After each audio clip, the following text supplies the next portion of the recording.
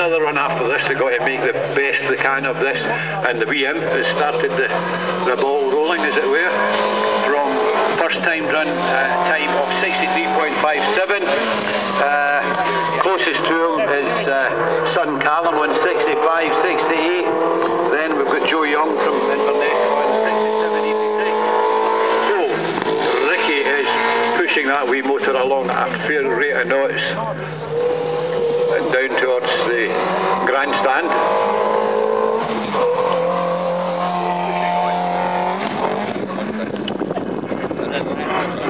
Callum will be watching this with interest, but Callum's got a fair wee bit to do to get in terms with Ricky's 63.57.